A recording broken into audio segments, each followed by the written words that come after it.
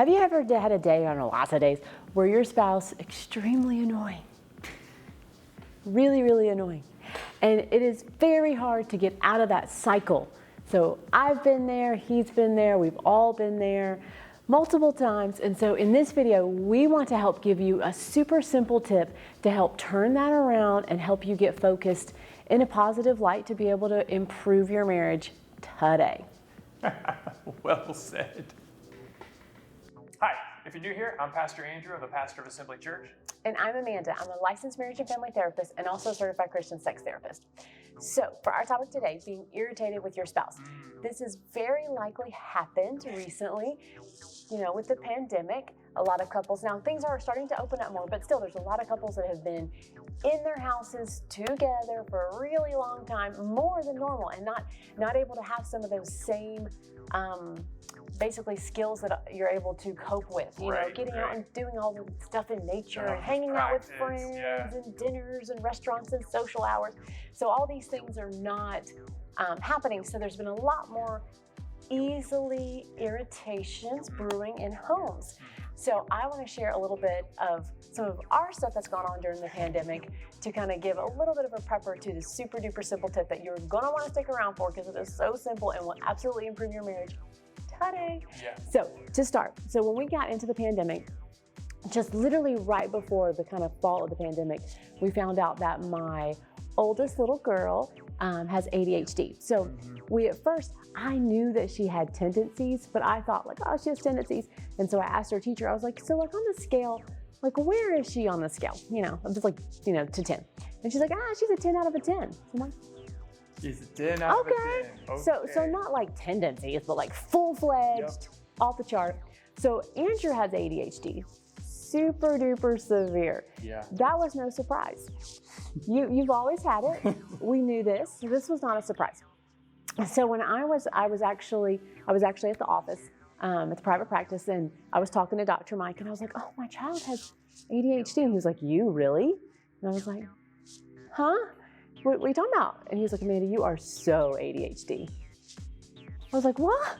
So I did not know that I was ADHD because my sweet love is so severe. I thought there's no way I have ADHD because I even went to school, like I said, I'm a therapist. I went to school and I saw tendencies that I could also have, but I was like, but I'm not like him. No. There's no way. So this was kind of news to me, and we did actually go through the psychologist and got tested, and in fact, we all have ADHD. The whole family. And then my little one, we have not got her tested yet, but she's 98% likely.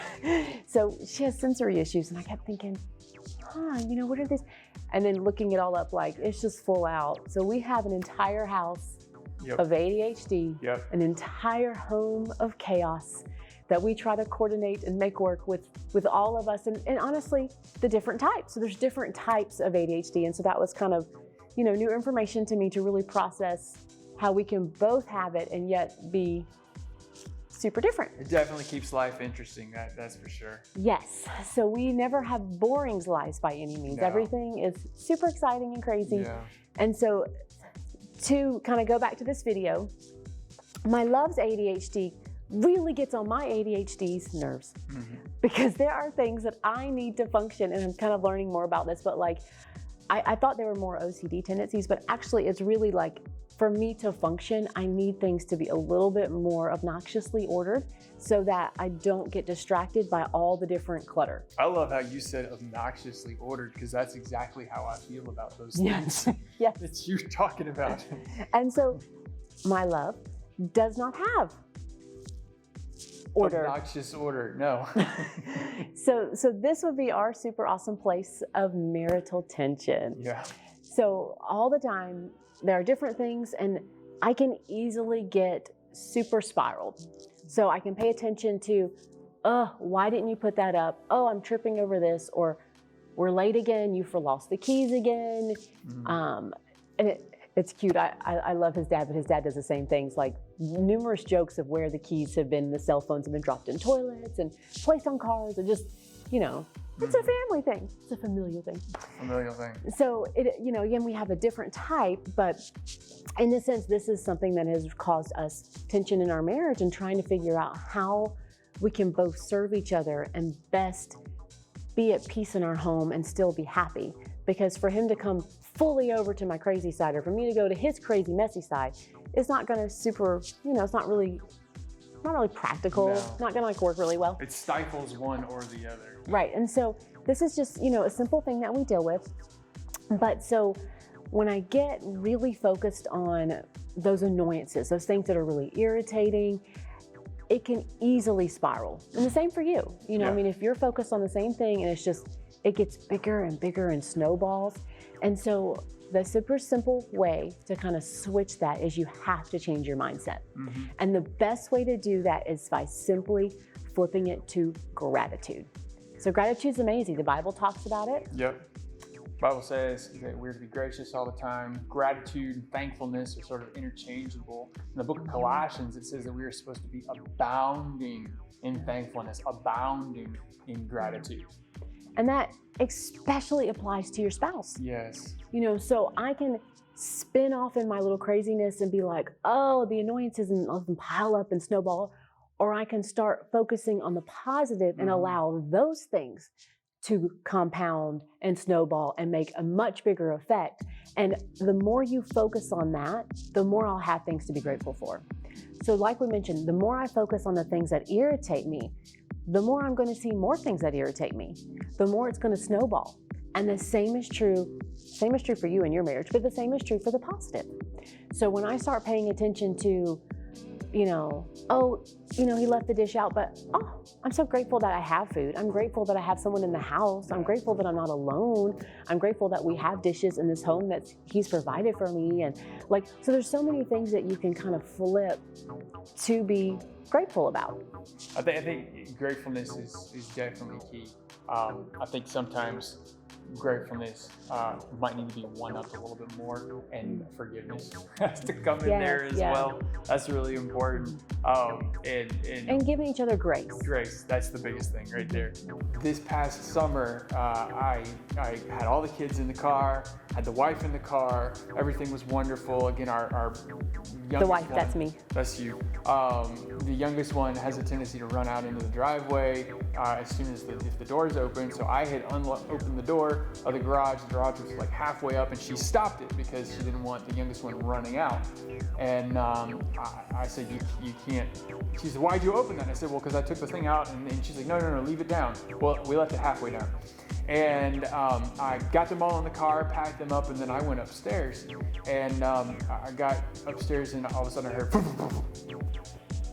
I took a deep breath, and I walked downstairs, and I said, hit the garage door, didn't you? She said, a little bit. A little bit. And I went and looked, and sure enough, the garage door had been knocked off track. It's a new garage door. It was a brand new garage. We just bought our house. It was a brand new garage door. Like they put the garage door in right before they sold the house. A brand new garage door. She knocked it off track, snapped some brackets, and I just kind of looked at it and went, okay. I could have chosen in that moment to get really upset. I could have pointed my finger. It could have been like, you did this. It was totally her ADHD that did it. She wasn't paying attention. She had the kids running around making noise and whatnot. But instead, I just chose to say, you know what? It happens. I forgive you. Hopefully, I can fix it.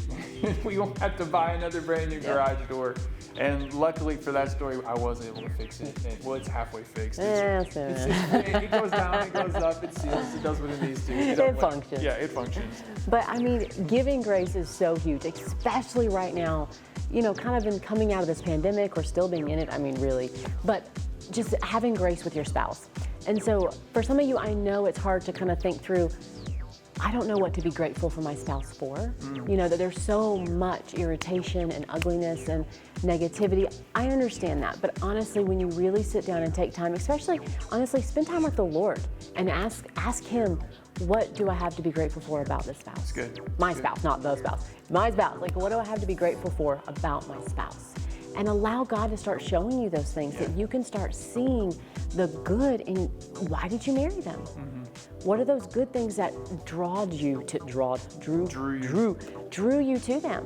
And being able to start focusing on those things can absolutely help improve your marriage today.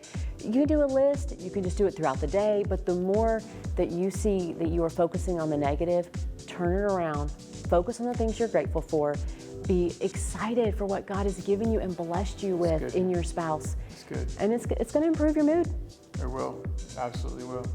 So thank you so much for joining us. Make sure you subscribe. We have more marriage intimacy content. We have more faith content, mindset content, and we would absolutely love for you to join us. So make sure you subscribe.